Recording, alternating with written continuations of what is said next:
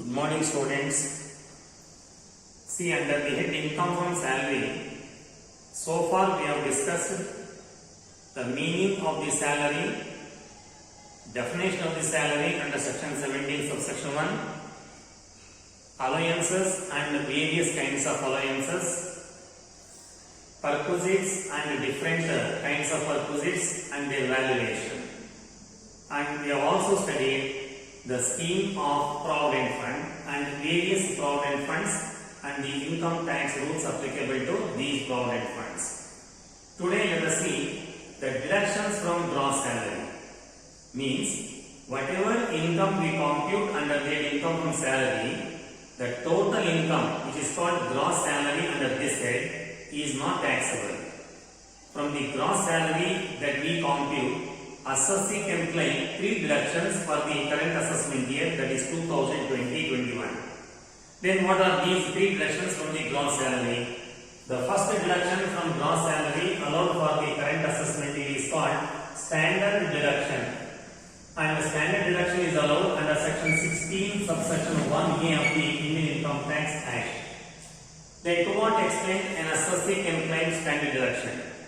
See, standard deduction is restricted to either the gross salary that is computed or rupees 50,000, whichever is less. That means the maximum amount of standard deduction is restricted to 50,000, not more than 50,000. Say for example, we have computed the gross salary of Mr. X and his gross salary is rupees 3 lakh. When the gross salary is rupees 3 lakh, either 3 lakh or 50,000, whichever is less, is allowed as standard deduction. So in this case, 50,000 is less than 3 lakh. So out of 3 lakh, 50,000 is given as standard deduction and balance rupees 2 lakh 50,000 is called taxable salary or net salary.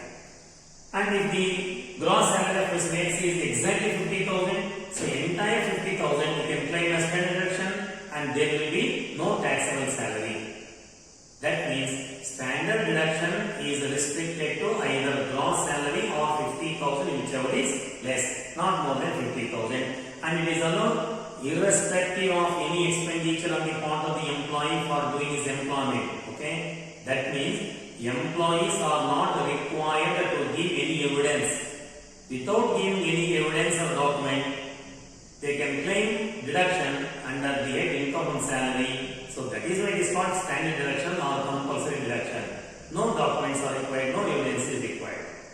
So that is the first deduction. Second, entertainment allowance. Entertainment allowance is deductible under section 16, subsection 2 of the Indian Income Tax Act.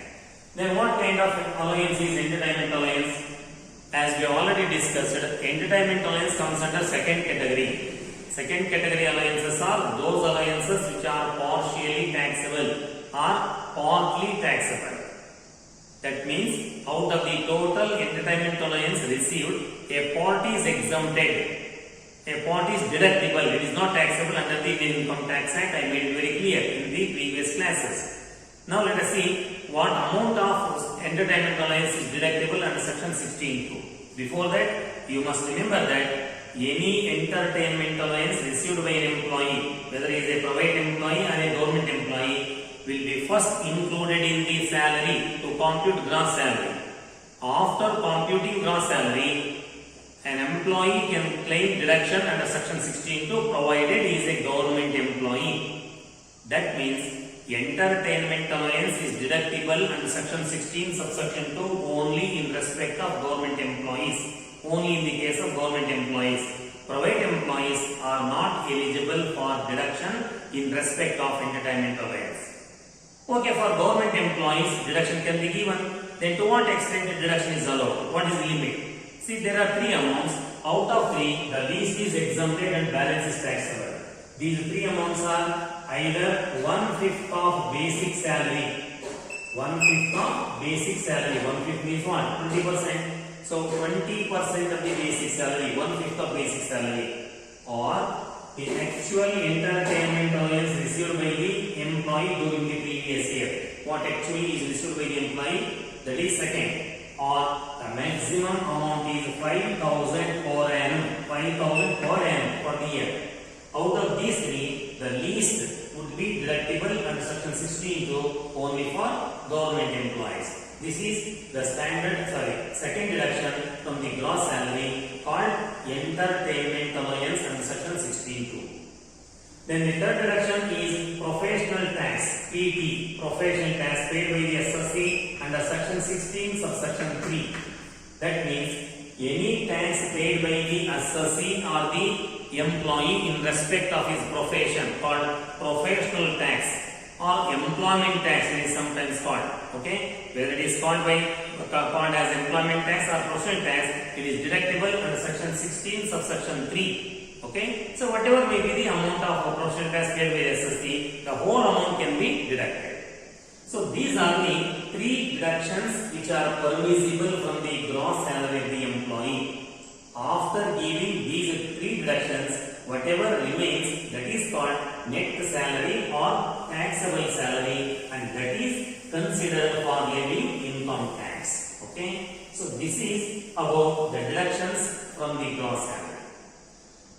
ನೋಡಿ, ನಾನು ಹಿಂದಿನ class ನಿಮಗೆ ಸ್ಯಾಲರಿಯ ಅರ್ಥ ಹೇಳಿದ್ದೀನಿ.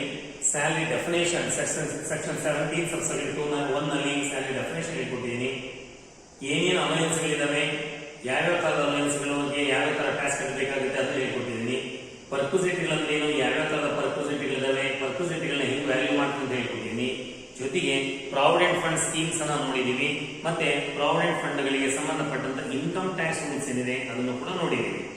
ಇಷ್ಟೆಲ್ಲ ಆದ್ಮೇಲೆ ಈಗ ಗ್ರಾಸ್ ಸ್ಯಾಲರಿ ಕಾಂಪ್ಯೂಟ್ ಮಾಡ್ತೀವಲ್ಲ, ಆ ಗ್ರಾಸ್ ಸ್ಯಾಲರಿಗೆ ಟ್ಯಾಕ್ಸ್ ಕಟ್ಟಬೇಕಾ ಅಥವಾ ಏನಾದ್ರು ಡಿಡಕ್ಷನ್ಸ್ ಇದೆಯಾ ಅನ್ನೋ ಪ್ರಶ್ನೆ ಬಂದ್ರೆ, ಎಸ್, ಗ್ರಾಸ್ ಸ್ಯಾಲರಿಯಲ್ಲಿ ಕೆಲವು ಡಿಡಕ್ಷನ್ಸ್ ಕೊಡ್ತಾರೆ. ಅಂದ್ರೆ ನಾವೇನು ಗ್ರಾಸ್ ಸ್ಯಾಲರಿ ಕಾಂಪ್ಯೂಟ್ ಮಾಡ್ತೀವಿ ಒಬ್ಬ ಎಂಪ್ಲಾಯಿದು, ಆ ಇಡೀ ಗ್ರಾಸ್ ಸ್ಯಾಲರಿಗೆ ಟ್ಯಾಕ್ಸ್ ಕಟ್ಟೋಬೇಕಾಗಿಲ್ಲ. ಅದರಲ್ಲಿ 3 ಡಿಡಕ್ಷನ್ಸ್ ಕೊಡ್ತೇವೆ. ಅವನ್ನ ಡಿಡಕ್ಷನ್ಸ್ ಫ್ರಮ್ ಗ್ರಾಸ್ ಸ್ಯಾಲರಿ ಅಂತ ಕರೀತಾರೆ. ಈ ವರ್ಷ ಅಂದ್ರೆ ಕರೆಂಟ್ ಅಸೆಸ್ಮೆಂಟ್ 2020 3 ಡಿಡಕ್ಷನ್ಸ್ ಇದೆ. ಮೊದಲನೇದು standard deduction under section 16(1)(a). Section 16(1)(a) ನಲ್ಲಿ ಸ್ಟ್ಯಾಂಡರ್ಡ್ ಡಿಡಕ್ಷನ್ ಅಂತ ಕೊಡ್ತಾರೆ. ಸ್ಟ್ಯಾಂಡರ್ಡ್ ಡಿಡಕ್ಷನ್ ಅಂತ ಹೇಳಿದ್ರೆ ಕಂಪಲ್ಸರಿ ಡಿಡಕ್ಷನ್. ಯಾವುದೇ ಎಂಪ್ಲಾಯಿಯಲ್ಲಿ ಎಷ್ಟು ಬೇಕಾದ್ರೂ ಸಂಬಳ ಬಂದಿರಲಿ, ಅವನು ಆ ಎಂಪ್ಲಾಯ್ಮೆಂಟ್ಗೆ ಸಂಬಂಧಪಟ್ಟಂತೆ ಯಾವುದೇ ಖರ್ಚು ಮಾಡಿರಲಿ ಬಿಟ್ಟಿರಲಿ, ಒಟ್ಟು ಅವನ ಗ್ರಾಸ್ ಸ್ಯಾಲರಿಯಲ್ಲಿ ಒಂದು ಡಿಡಕ್ಷನ್ ಕೊಡ್ತೀವಿ. ಅದನ್ನ ಸ್ಟ್ಯಾಂಡರ್ಡ್ ಡಿಡಕ್ಷನ್ ಅಂತ ಕರೀತಾರೆ. ಅದು ಕಂಪಲ್ಸರಿ, ಅದಕ್ಕೆ ಯಾವುದೇ ರೀತಿಯಾದ ಎವಿಡೆನ್ಸ್ ಬೇಕಾಗಿಲ್ಲ. ಆದರೆ ಸ್ಟ್ಯಾಂಡರ್ಡ್ ಡಿಡಕ್ಷನ್ ಎಷ್ಟು ಕೊಡ್ತಾರೆ, ಅಮೌಂಟ್ ಏನು ಅಂತ ಹೇಳಿದ್ರೆ, ಆ ಎಂಪ್ಲಾಯಿಯ ಗ್ರಾಸ್ ಸ್ಯಾಲರಿ ಇದೆಯಲ್ಲ, ಆ ಗ್ರಾಸ್ ಸ್ಯಾಲರಿ ಅಥವಾ 50,000 ಇವೆರಡರಲ್ಲಿ ಯಾವ್ದು ಕಡಿಮೆ ಬರುತ್ತೆ ಅಂದ್ರೆ maximum amount of standard deduction ಏನು 50,000, ನಾಟ್ ಮೋರ್ ದೆನ್ 50,000. ಉದಾಹರಣೆಗೆ ಒಬ್ಬ ಎಂಪ್ಲಾಯಿ ಎಕ್ಸ್ ಅಂತಕ್ಕಂಥವನ ಗ್ರಾಸ್ ಸ್ಯಾಲರಿ ನೀವು ಲೆಕ್ಕ ಮಾಡಿದ್ರಿ, 3 ಲಕ್ಷ ರೂಪಾಯಿ ಗ್ರಾಸ್ ಸ್ಯಾಲರಿ ಇದೆ ಅವರಿಗೆ. ಹಾಗೆ 3 ಲಕ್ಷ ಗ್ರಾಸ್ ಸ್ಯಾಲರಿ ಇದೆಯಲ್ಲ ಅದು, ಅಥವಾ 50,000 ಯಾವ್ದು ಕಡಿಮೆ ಬರುತ್ತೆ, 50,000. ಹಾಗೆ 50,000 ರೂಪಾಯಿನ 3 ಲಕ್ಷ ಗ್ರಾಸ್ ಸ್ಯಾಲರಿ ಕಳಿತೀವಿ. ಇನ್ನು ಉಳಿದಂತ 2.5 ಲಕ್ಷನ ಟ್ಯಾಕ್ಸಬಲ್ ಸ್ಯಾಲರಿ ಅಥವಾ ನೆಟ್ ಸ್ಯಾಲರಿ ಅಂತ ಕರಿತೀವಿ. ಅದಕ್ಕೆ ಇನ್ಕಮ್ ಟ್ಯಾಕ್ಸ್ ಕಟ್ಟಬೇಕಾಗುತ್ತೆ. ಒಂದು ವೇಳೆ ಆ ಎಂಪ್ಲಾಯಿ ಎಕ್ಸ್ ಅಂತಕ್ಕಂಥವರ ಗ್ರಾಸ್ ಸ್ಯಾಲರಿನೇ 50,000 ಇದ್ರೆ ಇಡೀ 50,000 ರೂಪಾಯಿ ಸ್ಟ್ಯಾಂಡರ್ಡ್ ಡಿಡಕ್ಷನ್ ಕಡೆ ಹೋಗುತ್ತೆ.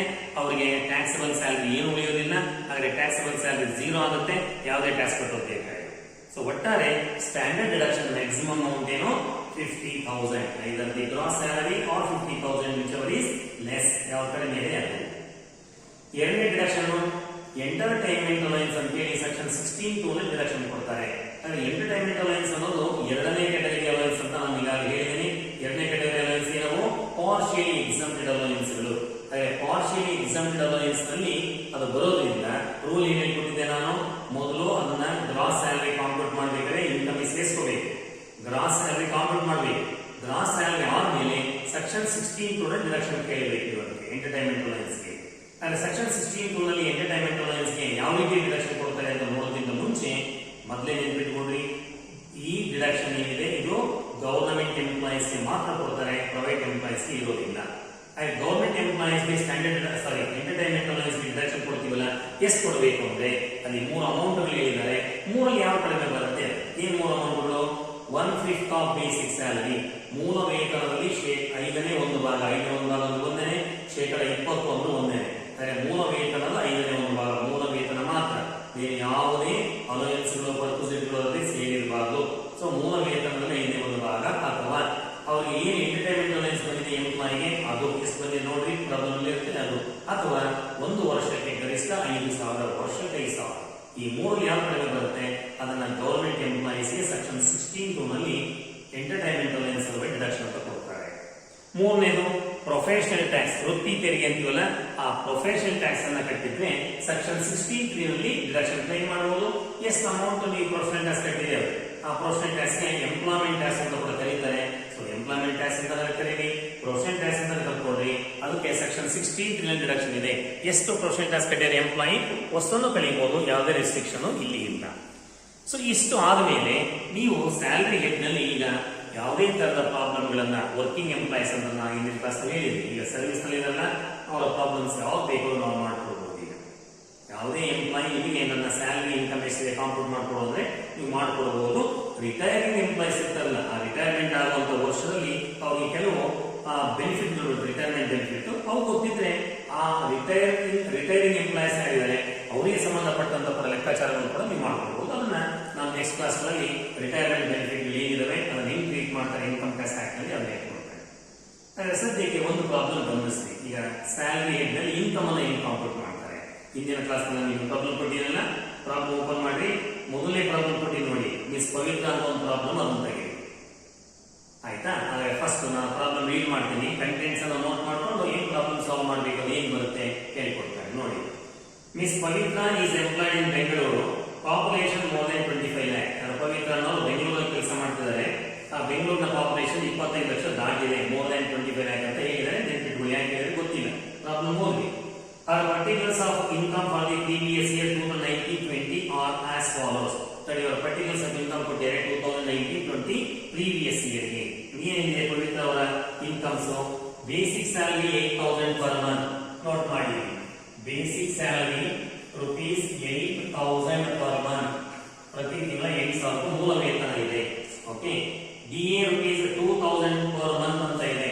So DA rupees 2,000 per month ಅಂತ ಬರ್ತಾರೆ. ಮತ್ತೆ ಬ್ರಾಕೆಟ್ ಗೆ ಹೇಳ್ತಿದ್ದಾರೆ 40% ಎಂಟರ್ಸ್ ಅಂತ ಅಷ್ಟೇ ಬರ್ತಾರೆ. ಸೊ 40% ಎಂಟರ್ಸ್ ಅಂತ ನಮಗೆ ಗೊತ್ತಾಗುತ್ತೆ 40% of DA enters into retirement benefit ಅಂತ. ಅಂದ್ರೆ 40% DA is given under the terms of employment ಅನ್ನೋ ಅರ್ಥದಲ್ಲಿ. Bonus rupees 8,000. So she is also getting bonus, that is rupees 8,000.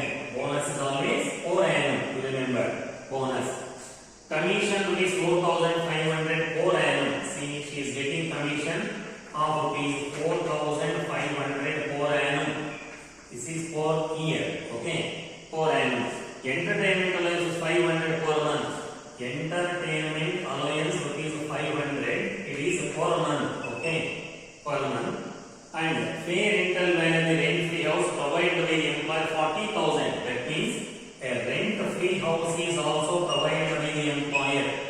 Rent-free house is also provided by the employer to the employee. That is Pavitra. And the fair rent of the house is 40,000. Fair rental value 40,000. Remember? So let us explain. Then value of the furniture provided 20,000. So value of the furniture provided in the house is 40,000. Okay, sorry, 20,000. Value of the furniture provided in the house is 20,000. So the question is compute income and salary of Miss Pavitra for the assessment year 2021. Okay, so these are the details given in the problem. ನೋಡಿ, ಯಾರೋ ಪವಿತ್ರ ಅನ್ನೋರು ಬೆಂಗಳೂರಿನಲ್ಲಿ ಕೆಲಸ ಮಾಡ್ತಾರೆ, employee ಅವರು ಬೆಂಗಳೂರಿನ population 25 lakh ದಾಟಿದೆ ಅಂತ ಒಂದ್ ಕಡೆ ಹೇಳಿದ್ದಾರೆ. ಜೊತೆಗೆ ಪ್ರೀವಿಯಸ್ ಇಯರ್ 19-20 ಅವ್ರಿಗೆ ಇಷ್ಟೆಲ್ಲ ಆದಾಯಗಳು ಬಂದಿದ್ದಾರೆ. ಹಾಗೆ ಅವರ ಇನ್ಕಮ್ ಫ್ರಮ್ ಸ್ಯಾಲರಿ ಕಾಂಪ್ಯೂಟ್ ಮಾಡ್ಕೊಡ್ರಿ ಅಂತ ಹೇಳ್ತಾರೆ. ಹಾಗೆ ನೀವು ಇನ್ಕಮ್ ಫ್ರಮ್ ಸ್ಯಾಲರಿ ಕಾಂಪ್ಯೂಟ್ ಮಾಡ್ಬೇಕಲ್ವಾ, ಯಾಕೆ ಮಾಡ್ಬೇಕು ಅಂತ ಹೇಳಿದ್ರೆ, ಇದುವರೆಗೂ ನಾವು ಇನ್ಕಮ್ ಫ್ರಮ್ ಸ್ಯಾಲರಿ ನಲ್ಲಿ ಸ್ಯಾಲರಿ ಮೀನಿಂಗ್ ನೋಡ್ಕೊಂಡಿದ್ವಿ, ಡೆಫಿನೇಷನ್ ನೋಡ್ಕೊಂಡಿದ್ವಿ, ಅಲಯನ್ಸ್ ಕಲ್ತಿದೀವಿ, ಪರ್ಪೋಸಿಟಿವ್ ಕಲ್ತಿದ್ವಿ, ಪ್ರಾವಿಡೆಂಟ್ ಫಂಡ್ ಸ್ಕೀಮ್ಸ್ ಎಲ್ಲ ಕಲ್ತಿದ್ವಿ. ಇದೆಲ್ಲ ಗೊತ್ತಿದ್ದೀವಿ, ಇದೆಲ್ಲ ಕಲ್ತಿಲ್ಲ, ಇದೆಲ್ಲ ತಲೆಗೆ ಇಟ್ಕೊಂಡು ಈಗ ಪ್ರಾಬ್ಲಮ್ ಅಲ್ಲಿ ಏನೇನೋ ಐಟಮ್ ಬರ್ತಾರೆ ನೋಡ್ರಿ.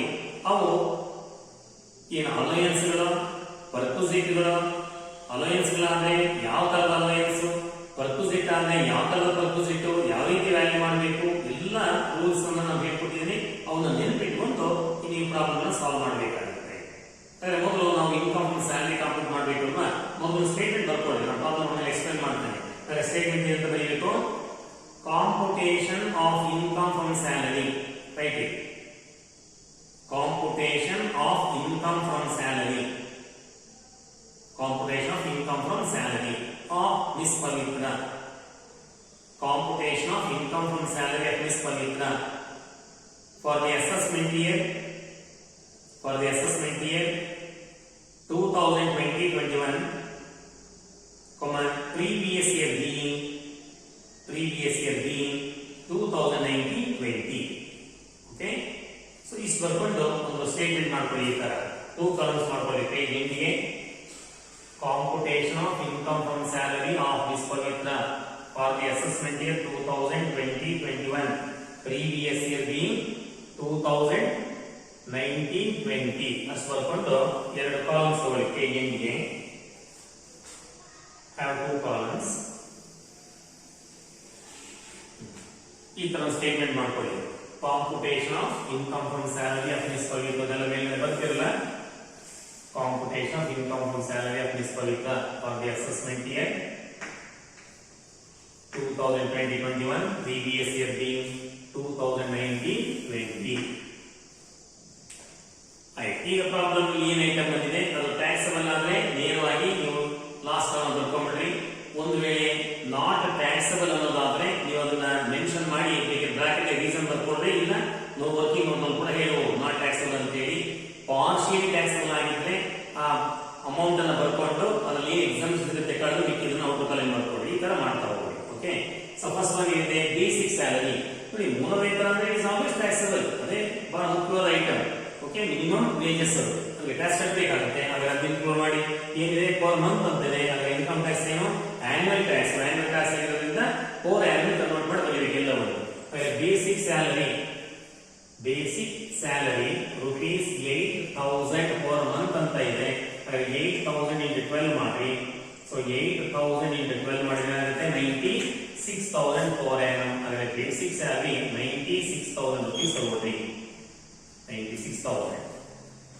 ಸೆಕೆಂಡ್ ಏನಿದೆ, DMS allowance rupees 2,000 per month, 40% interest ಅಂತ ಬರ್ತಾರೆ. DMS ಅಲೈನ್ಸ್ ಅನ್ನೋದು ಯಾವ ಕ್ಯಾಟಗರಿ? First category. ಅಂದ್ರೆ ಫುಲ್ಲಿ ಟ್ಯಾಕ್ಸಬಲ್ ಅಲೈನ್ಸ್ ನಲ್ಲಿ ಮೊದಲನೇದೇ ಅದು.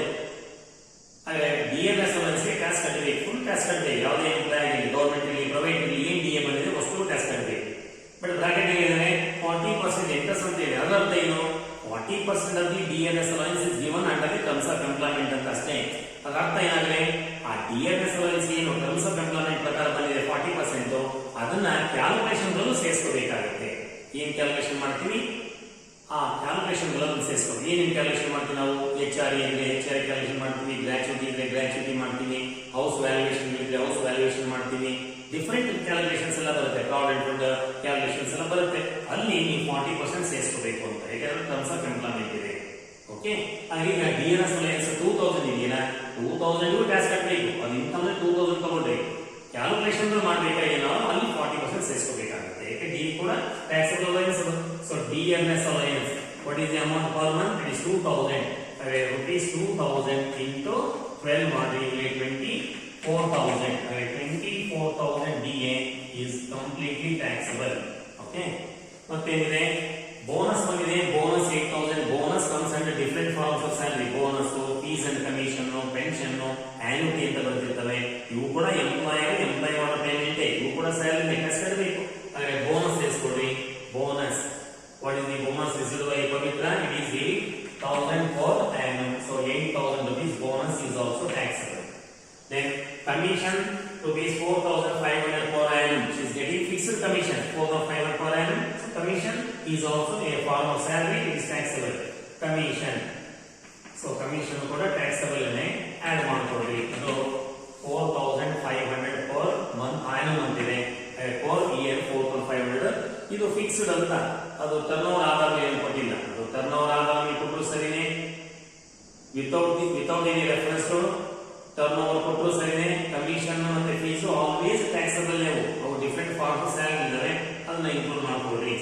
Then entertainment allowance, she is getting 500 per month. Entertainment allowance ಇದೆ ಸೆಕೆಂಡ್ ಕ್ಯಾಟಗರಿ, ಪಾರ್ಷಿಯಲಿ ಎಕ್ಸಂಪ್ಟೆಡ್, ಅದು ಪಾರ್ಷಿಯಲಿ ಟ್ಯಾಕ್ಸಬಲ್. ಬಟ್ ರೂಲ್ ಏನು, ಮೊದಲು ಇನ್ಕಮ್ ಆಡ್ ಮಾಡ್ಕೊಡ್ರಿ, ಟೋಟಲ್ ಮಾಡ್ತೀವಿ ಗ್ರಾಸ್ ಸ್ಯಾಲರಿ. ಗ್ರಾಸ್ ಸ್ಯಾಲರಿ ಅಂದ್ರೆ ಗವರ್ಮೆಂಟ್ ಎಂಪ್ಲಾಯ್ ಮಾತ್ರ ಡಿಡಕ್ಷನ್ ಕೊಡ್ತೀವಿ, ಇಲ್ಲಿವರೆಗೆ ಇಲ್ಲ. ಹಾಗಾದ್ರೆ she is not A government employee. ಯಾವುದೋ ಕಂಪನಿ ಕೆಲಸ ಮಾಡ್ತಾರೆ, ಗವರ್ಮೆಂಟ್ ಅಂತ ನಿಮ್ಗೆ ಇಲ್ಲ. ಹಾಗೆ she is a private employee, she is not eligible for any deduction for the whole entertainment allowance. She has to pay income tax. So including entertainment allowance, EA. Entertainment allowance, what is the amount 500 per month ಅಂತ ಇದೆ. 500 into 12 ತಗೊಳ್ಳಿ, you will get 6,000. 6,000 per annum is the entertainment allowance. It's a part of salary. Then rent free house pay rent ಅಲ್ಲಿ 40,000 ಬರಂದ್ರೆ employer ಪವಿತ್ರ ಅವರಿಗೆ ಬೆಂಗಳೂರಿನಲ್ಲಿ ಒಂದು ಮನೆ ಕೊಟ್ಟಿದ್ದಾರೆ. ಅದು ಎಂತ ಮನೆ? Furnished house. ಫರ್ನಿಚರ್ ಕೂಡ ಇದೆ. ಹಾಗೆ ಫರ್ನಿಶ್ಡ್ ಹೌಸ್ ಇರಲಿ, ಅನ್ಫರ್ನಿಶ್ಡ್ ಹೌಸ್ ಇರಲಿ, ಇದು ಎಂತ ಐಟಮ್ ಇದು? This is called A ಪರ್ಕ್ವಿಸಿಟ್. ಇದೊಂದು ಪರ್ಕ್ವಿಸಿಟ್. ಎಂತ ಪರ್ಕ್ವಿಸಿಟ್? ಮೂರು ತರದ ಪರ್ಕ್ವಿಸಿಟ್ ಹೇಳಿದ್ದಾರೆ. ಇದು ಪರ್ಕ್ವಿಸಿಟ್ taxable in all cases, means in the hands of all employees. ಎಲ್ಲಾ ತರದ ಎಂಪ್ಲಾಯೀಸ್ ಟ್ಯಾಕ್ಸ್ ಕಟ್ಟಬೇಕಾಗಿರೋ ಒಂದು ಸೌಲಭ್ಯ. ಅಂದ್ರೆ ರೆಂಟ್ ಫ್ರೀ ಹೌಸ್ ಇರಲಿ, ಕನ್ಸೆಷನಲ್ ಹೌಸ್ ಇರಲಿ, ಅದಕ್ಕೆ ಎಲ್ಲಾ ತರದ ಎಂಪ್ಲಾಯೀಸ್ ಟ್ಯಾಕ್ಸ್ ಕಟ್ಟಬೇಕು ಅಂತಿದೆ. ಪವಿತ್ರ ಅವರು ಕೂಡ ಟ್ಯಾಕ್ಸ್ ಕಟ್ಟಬೇಕು. ಟ್ಯಾಕ್ಸ್ ಕಟ್ಟಬೇಕು ಅಂದ್ರೆ ಆ ಮನೆಯ ಫೇರ್ ಇದೆ, ಅದು ಟ್ಯಾಕ್ಸ್ ಕಟ್ಟಬೇಕಾ? ನೋ. ಫೇರ್ ಹೆಂಗ್ ಅವೆಲ್ಲ ನೋಡೋಕೆ ಹೋಗ್ಬೇಡ್ರಿ. ನಮ್ಮ ರೂಲ್ 3 ಸಬ್ ರೂಲ್ 1 ಅಂತ ಹೇಳ್ಕೊಟ್ಟಿನಿ. ಆ ರೂಲ್ 3 ಸಬ್ ರೂಲ್ 1 ಪ್ರಕಾರ ವ್ಯಾಲ್ಯೂ ಮಾಡ್ರಿ. ಆ ಹೌಸಿನ ವ್ಯಾಲ್ಯೂಯೇಷನ್ ಏನ್ ಬರುತ್ತೆ ಅದಕ್ಕೆ ಟ್ಯಾಕ್ಸ್ ಕಟ್ಟಬೇಕಾಗುತ್ತೆ. ಹಾಗಾದ್ರೆ ಇದು ಫರ್ನಿಶ್ಡ್ ಹೌಸ್ ಅಂತ ಏನ್ ಕೊಟ್ಟಿದ್ದಾರೆ ಪವಿತ್ರ ಅವರಿಗೆ, ಅದೇನದು ಒಂದು perquisite taxable in all cases ಅಥವಾ in the hands of all employees ಅಂತ ಇದೆ. ಹಾಗಾದ್ರೆ ಪವಿತ್ರ ಅವರು ಕೂಡ ಟ್ಯಾಕ್ಸ್ ಕಟ್ಟಬೇಕು. ಮೊದಲು ಮೆನ್ಷನ್ ಮಾಡಿ ಸ್ಟೇಟ್ಮೆಂಟ್ ನಲ್ಲಿ. ಆಮೇಲೆ ವರ್ಕಿಂಗ್ ನೋಟ್ ಹೋಗಿ ರೂಲ್ಸ್ ಅನ್ನ ನೆನ್ಪಿಟ್ಕೊಂಡು, ರೂಲ್ 3 ಸಬ್ ರೂಲ್ 1 ಹೇಳ್ಕೊಟ್ಟಿದ್ದಲ್ಲ ಅವು ನೆನ್ಪಿಟ್ಕೊಂಡು ಅದನ್ನ ವ್ಯಾಲ್ಯೂ ಮಾಡಿ ಆ ವ್ಯಾಲ್ಯೂಯೇಷನ್ ಅನ್ನ ಇನ್ಕಮ್ ಸೇರಿಸ್ಕೊಳ್ರಿ. ಫಸ್ಟ್ ಇಲ್ಲಿ ಮೆನ್ಷನ್ ಮಾಡಿ ಏನದು? Value of rent free furnished house. Value of rent free furnished house. Value of rent free furnished house ಅಂತ ಬರ್ಕೊಂಡು ಇಲ್ಲಿ ಗ್ಯಾಪ್ ಇಟ್ಕೊಳ್ರಿ. ಈಗ ವರ್ಕಿಂಗ್ ನೋಟ್ ಹೋಗಿ ವ್ಯಾಲ್ಯೂ ಮಾಡಿ. ಹೆಂಗ್ ವ್ಯಾಲ್ಯೂ ಮಾಡಬೇಕು? ರೂಲ್ 3 ಸಬ್ ರೂಲ್ 1 ಅಲ್ವಾ?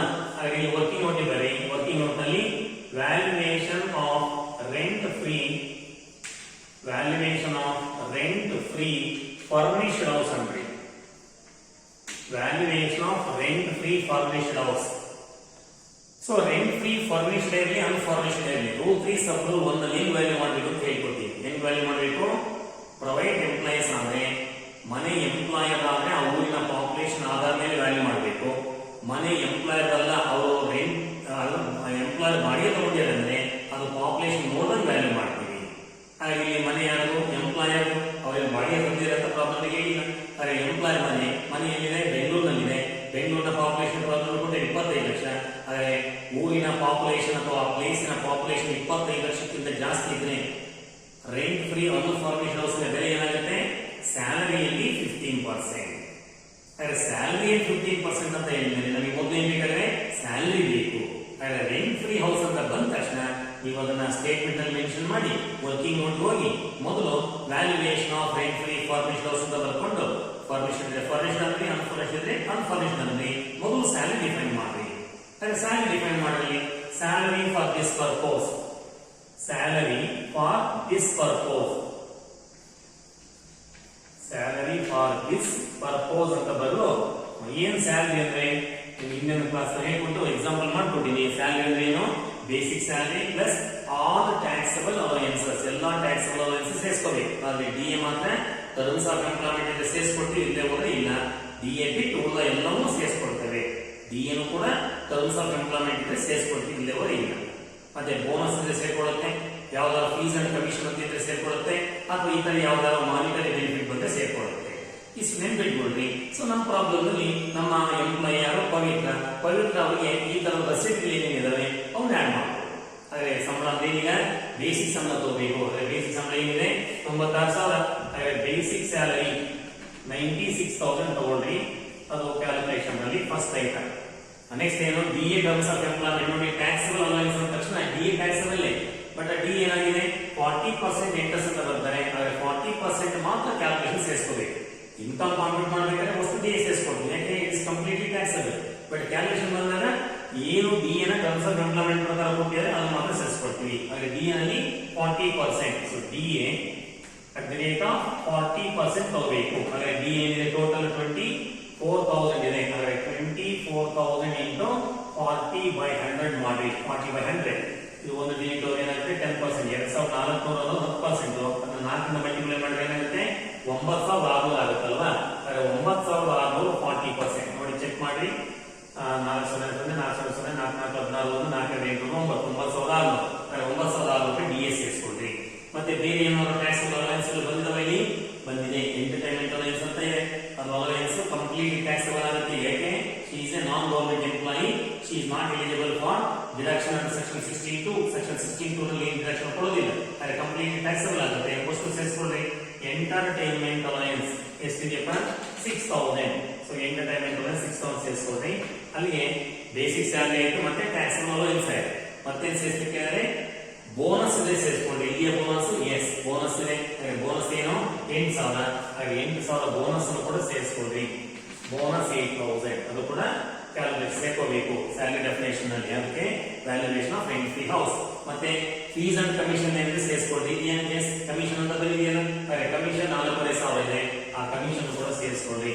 Commission 4500 is getting. Okay, so ಇದು salary meaning for the purpose of valuation of rent free house. Rent free house ಅನ್ನು ವ್ಯಾಲ್ಯೂ ಮಾಡಬೇಕು ಅಂದ್ರೆ ಇದು ಸ್ಯಾಲರಿ. ನಾವು ಹಿಂದೆ ಒಂದು ಎಕ್ಸಾಂಪಲ್ ಮಾಡ್ಕೊಟ್ಟಿವಿ, ಆ ಪ್ರಕಾರ ನೆನ್ಪಿಟ್ಟು ಮಾಡಿ. ಹಾಗಾಗಿ ಇದೆಲ್ಲ ಸೇರಿಸ್ಕೊಳ್ಳಿ. ಇದು ಸ್ಯಾಲರಿ, ಇದರ ಆಧಾರದ ಮೇಲೆ ವ್ಯಾಲ್ಯೂಯೇಷನ್ ಮಾಡಬೇಕಾಗುತ್ತೆ. 6, 5, 11, ಕಷ್ಟ 1, 10, 16, 22, 30, 34, ಕಷ್ಟ 3, 9, 3, 12,24,100. 1,24,100 ರೂಪಾಯಿನೂ ಸ್ಯಾಲರಿ. ಯಾವ ಉದ್ದೇಶಕ್ಕೆ? ಆ ರೆಂಟ್ ಫ್ರೀ ಹೌಸ್ ವ್ಯಾಲ್ಯೂ ಮಾಡಬೇಕು. ಈಗ ವ್ಯಾಲ್ಯೂಯೇಷನ್ ಮಾಡೋದು ಹೆಂಗ್ ಮಾಡಬೇಕು ಅಂತ ಇಲ್ಲಿ ಎಕ್ಸಾಂಪಲ್ ಕೊಟ್ಟಿದ್ದೀನಿ, ಆ ತರ ಮಾಡಬೇಕಾಗುತ್ತೆ. ಹೆಂಗ್ ಮಾಡ್ಬೇಕೀಗ? Since the house is owned by the employer and population of Bangalore exceeds 25 lakh, the value of rent-free unfurnished house shall be 15% of salary.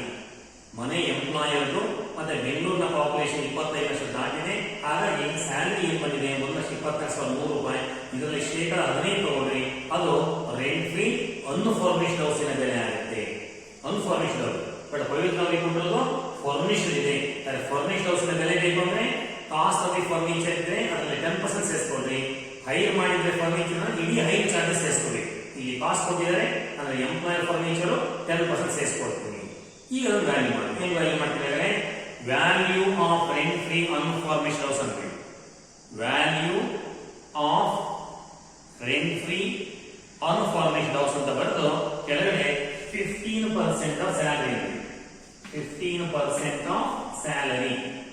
That is what is salary? 1,24,100 into 15/100 ಮಾಡಿ. 15/100 1,24,100ಕ್ಕೆ 15% ಮಾಡ್ಕೋಬೇಕು. 15% ಮಾಡ್ಕೋಬೇಕು ಅಂದ್ರೆ 12,410 ಅನ್ನೋದು ಏನಾಗುತ್ತೆ? 10% ಇದು. ಇದನ್ನ ಅರ್ಧ ಮಾಡ್ಕೊಂಡ್ರೆ ಮತ್ತೆ 5 ಸಿಗುತ್ತೆ. ನಿಮಗೆ 15 ಆಗುತ್ತೆ. 12,410 ಅರ್ಧ ಮಾಡ್ಕೊಂಡ್ರೆ 6,205. ಸರಿನಾ? 6,205 205 ಅಂದ್ರೆ 490 ಆಗುತ್ತಲ್ಲ. ಸರಿ ಇದೆಯಾ? ಸೇರಿಸ್ಕೊಂಡ್ರಿ. 5, 1, 6, ಇಲ್ಲಿ 8, ಇಲ್ಲಿ 1. ರೈಟ್? 6 18,615. 18,615. 18,615 ಅನ್ನೋದೇನು? Value of rent free unfurnished house. Furniture ಇಲ್ಲದೆ ಇರತಕ್ಕಂಥ ಮನೆ ಬೆಲೆ ಅದು. ಆದ್ರೆ ನಮ್ಮ ಪವಿತ್ರ ಕೊಟ್ಟರೋದ್ರಲ್ಲಿ ಫರ್ನಿಚರ್ ಇಲ್ವಾ? ಫರ್ನಿಚರ್ ಇದೆ. ಆದ್ರೆ ಫರ್ನಿಶ್ಡ್ ಹೌಸ್ ನ ಬೆಲೆ ಬೇಕು ಅಂದ್ರೆ ಕಾಸ್ಟ್ ಆಫ್ ದಿ ಫರ್ನಿಚರ್ 10% ಅದು ಸೇರಿಸಿ. Add 10% of cost of furniture. Add 10% of cost of furniture. 10% of cost of furniture is, what is the cost of the furniture given in the problem? 20,000. So 20,000 into 10/100 is equal to what? 2,000. And 2,000 you get 20,615. 20,615 is what? Value of rent free furnished house. ಅದು value of rent free furnished house ಆಗುತ್ತೆ. ಇದು value of rent free unfurnished house 18,615. 10% ಸೇರಿಸ್ಕೊಂಡ್ರೆ cost of the furniture ನಲ್ಲಿ ಅದು 2,000 ಆಗುತ್ತೆ. ಸೇರಿಸ್ಕೊಂಡ್ರೆ 20,615. 20,615 ಏನು? Value of rent free furnished house. Okay, ಇದು ವರ್ಕಿಂಗ್ ನೋಟ್ ಅಲ್ಲಿ ಮಾಡ್ಕೊಂಡು ಈಗ ನಿಮ್ಮ ಸ್ಟೇಟ್ಮೆಂಟ್ ಇವಾಗ ಇನ್ಕಮ್ ಸ್ಟೇಟ್ಮೆಂಟ್ ಬರೀತಾ ಇದೀವಲ್ಲ ಪವಿತ್ರ ಅವರು, ಅಲ್ಲಿ ಬರ್ತೀವಿ value of rent free furnished house that is 20,615. ಇದು ಆ ರೆಂಟ್ ಫ್ರೀ ಫರ್ನಿಶ್ಡ್ ಹೌಸ್ ನ ಬೆಲೆ ಆಗುತ್ತೆ. ಹೀಗೆ ಸ್ಯಾಲರಿ ರೇಟ್ ನಲ್ಲಿ ಪವಿತ್ರ ಅವರು ಟ್ಯಾಕ್ಸ್ ಕಟ್ಟಬೇಕಾಗಿರ್ತಕ್ಕಂಥ ಐಟಮ್ಸ್ ಇಷ್ಟಿದೆ. ಇದು ಟೋಟಲ್ ಮಾಡಿ ಅದು ಗ್ರಾಸ್ ಸ್ಯಾಲರಿ ಆಗುತ್ತೆ. ನೋಡಿ ಟೋಟಲ್ ನೋಡಿ. ಸೊ ಫಸ್ಟ್ ಡಿಜಿಟ್ ನಲ್ಲಿ ಏನಿದೆಯಪ್ಪ? 5 ಇದೆ. ಸೆಕೆಂಡ್ ಡಿಜಿಟ್ ನೋಡಿ ಎಲ್ಲ ಡಿಜಿಟ್ ನೋಡ್ತಾ ಬರೀ. ಇಲ್ಲಿ ಎರಡನೇ ಡಿಜಿಟ್ ನಲ್ಲಿ 1 ಇದೆ. ಮೂರಲ್ಲಿ ಏನಿದೆ? 5, 5, 6, 11 ಇದೆ. 11ಕ್ಕೆ 1 ಕಷ್ಟ 1.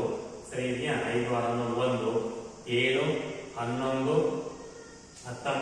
23 29 29 2 4 4 7 6 6 9 15 1,59,115 1,59,115 ಏನದು? Gross salary. Gross salary. Gross ಸ್ಯಾಲರಿಗೆ ಟ್ಯಾಕ್ಸ್ ಕಟ್ಟಬೇಕಾ? ಇಲ್ಲ. ಗ್ರಾಸ್ ಸ್ಯಾಲರಿ ಡಿಡಕ್ಷನ್ ಕೊಡ್ತೀವಿ. ನಾನು ಹೇಳಿದ ನಾನು 3 ಡಿಡಕ್ಷನ್ಸ್, ಅದರಲ್ಲಿ ಮೊದಲನೇ ಡಿಡಕ್ಷನ್ ಏನು? Compulsory standard deduction. ಎರಡನೇದು ಎಂಟರ್ಟೈನ್ಮೆಂಟ್ ಅಲಯನ್ಸ್. ಬಂದಿದ್ರೆ ಕೊಡ್ತೀವಿ, ಇಲ್ಲವರಿಲ್ಲ. ಬಟ್ ಇಲ್ಲಿ ಬಂದಿದೆ ಎಂಟರ್ಟೈನ್ಮೆಂಟ್ ಅಲಯನ್ಸ್ ನಮ್ಮ ಎಂಪ್ಲಾಯಿಗೆ. ಆದರೆ ಅವರು ನಾನ್ ಗವರ್ಮೆಂಟ್ ಎಂಪ್ಲಾಯಿ ಅಂತ she cannot claim any deduction. ಮೂರನೇದು ಸೆಕ್ಷನ್ 63 ನಲ್ಲಿ ಪ್ರೊಫೆಷನಲ್ ಟ್ಯಾಕ್ಸ್ ಕಡಿಬಹುದಾಗಿತ್ತು, but she has not paid any professional tax. ಅವರು ಪ್ರೊಫೆಷನಲ್ ಟ್ಯಾಕ್ಸ್ ಕಟ್ಟಿರೋ ಬಗ್ಗೆ ಮಾಹಿತಿ ಇಲ್ಲ. ಆದರೆ ಒಂದೇ deduction. So less deductions under deduction under section 16 subsection 1a. 16(1)(a) that is standard deduction ಅಂತ. So less deduction section 16(1)(a) ಏನದು? standard deduction.